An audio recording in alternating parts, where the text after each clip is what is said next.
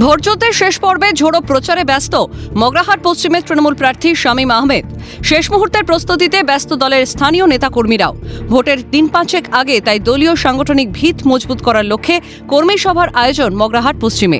যদিও কর্মী সভায় শনিবার উপস্থিত ছিলেন না স্বয়ং প্রার্থী, কিন্তু শামীমের অনুপস্থিতিতেও প্রস্তুতিতে পড়েনি ভাটা।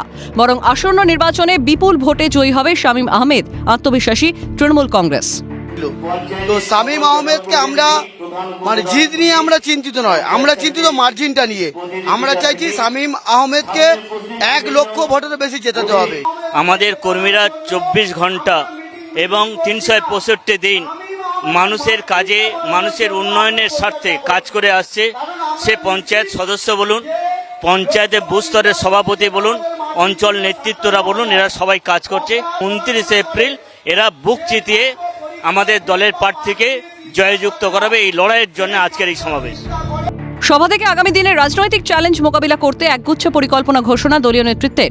রইল দলের কর্মী সমর্থকদের জন্য একাধিক বার্তা ও দিক নির্দেশ। মগরাহাট পশ্চিম থেকে ঘরের ছেলে শামীম আহমেদকে জেতাতে কাঁধে কাঁধ দিয়ে লড়াইয়ের অঙ্গীকার স্থানীয় তৃণমূলের। সব মিলিয়ে জনতার সমর্থন আর দলের একতাই শামীম আহমেদের ভোটের লড়ার মূল শক্তি, তা বলাই বাহুল্য।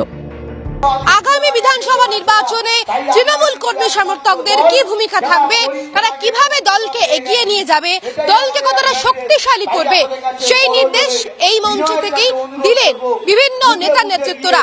ক্যামেরায় নিখিলের সাথে দীপাঞ্জনা সাউ, ক্যালকাটা নিউজ, একতারা।